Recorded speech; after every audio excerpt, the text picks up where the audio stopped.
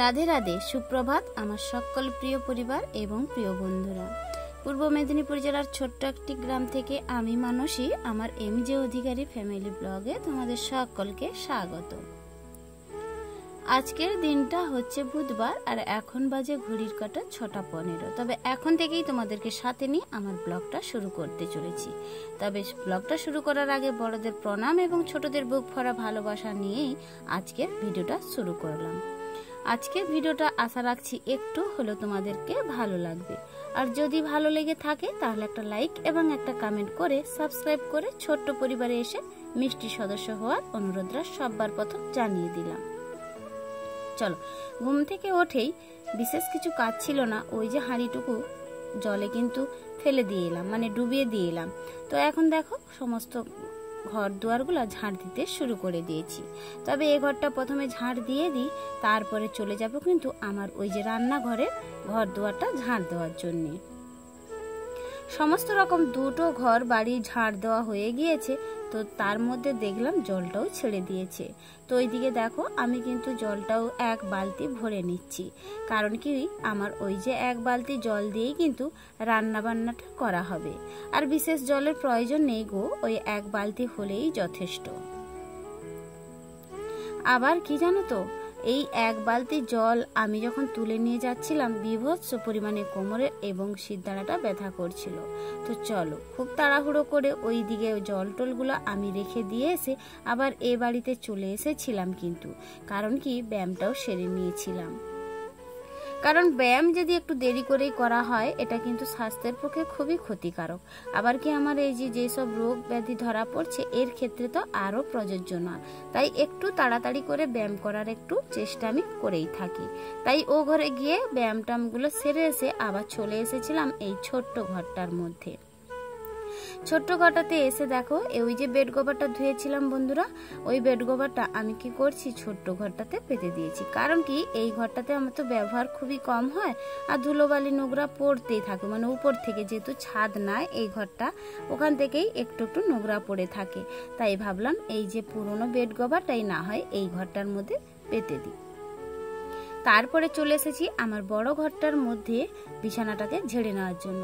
কেন কি ব্যায়াম সেরে আকপা করে চলে গিয়েছিলাম, কারণ ওই যে বাইরের কাজ যেহেতু পড়ে থাকবে, আর এই ঘরের কাজটা না হয় একটু পরেই করলেই হবে, কারণ চান করতে যাব তার আগে বাতাস টাতাস খেয়ে নিয়ে যাব। আর এই কারণে চলে এসেছিলাম দেখো এই ঘরটাতে এখন আবার পরিষ্কারটা করে নেওয়ার জন্য।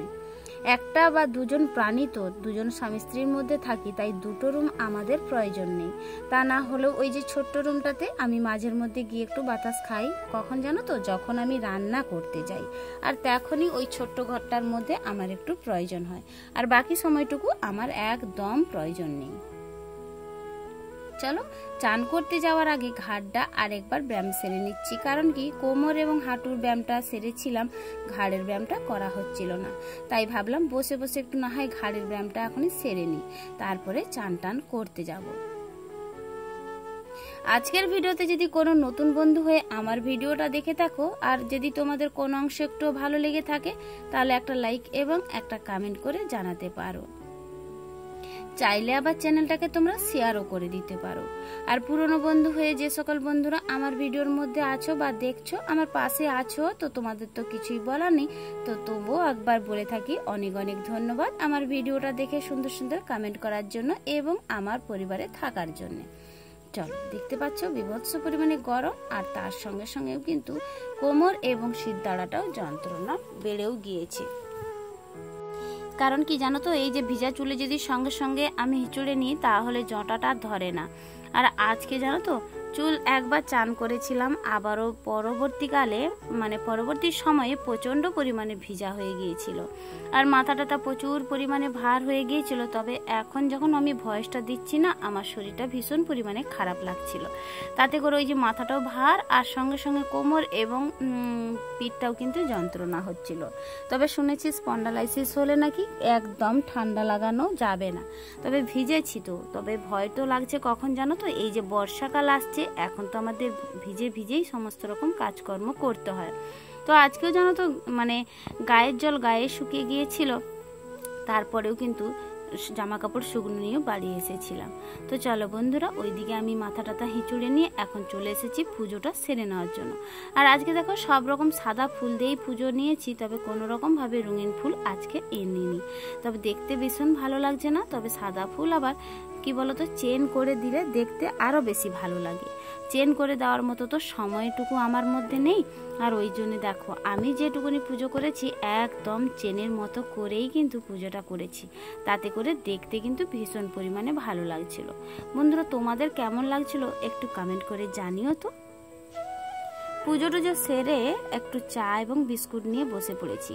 সকালবেলা একবারে খালি পেটে থেকে ভাত খাওয়াটা আমার কিন্তু অভ্যেসে নেই। তো সকালবেলা চা বিস্কুট বা বাটি করে এক মুঠো মুড়ি চা দিয়ে খাওয়ার পরেই কিন্তু আমি রান্না করতে যাই। আর তারপরে 11টা সাড়ে 11টার মধ্যে কিন্তু আমি ভাতটা খেয়ে থাকি। তবে আজকে ভীষণ তাড়াতাড়ি করে এই রান্নাটা করতে যাব, আর ওই কারণে দেখো চা বিস্কুটটা খেয়েই কিন্তু চলে যাব। ওইদিকে শরীরটা ভালো না থাকলে মনটাও ভালো লাগে না, আবার মনটাও না ভালো লাগলে কাজকর্মে একদম মন বসে না, ভালো লাগছে না গো। ওইদিকে ফোনে জানো তো গান চালিয়ে দিয়েছিলাম, ঠাকুরের গান শুনছিলাম আর চা বিস্কুটটা খাচ্ছিলাম, তাতে করে আবারও যেন মনটা বেশিই খারাপ হয়ে যাচ্ছিল। সে যাই হোক, গান টান শোনার পরে মনটা ফ্রি করে নিয়েও রান্নাবান্নাটা সেরে নিয়েও বেরিয়ে গিয়েছিলাম আমার কাজে। তবে আজকে ওই জিপিতে গিয়েছিলাম, আবার ব্লক অফিসেও গিয়েছিলাম। জানো তো আমার আবার একটা সমস্যা হচ্ছিল ব্যাংক অ্যাকাউন্টে, আর ওই সমস্যার জন্যই কিন্তু আমাকে বিডিও অফিসে গিয়ে সাকসেসটা করে আসতে হয়েছিল। তবে আগের দিন আমি ব্যাংকে গিয়েই কিন্তু কাজকর্মটা সেরে এসেছিলাম, আবার আজকেও চলে গিয়েছিলাম বিডিও অফিসে। আর এটাই হচ্ছে আমার বিডিও অফিস বন্ধুরা, ওই যে তুমি ব্লক।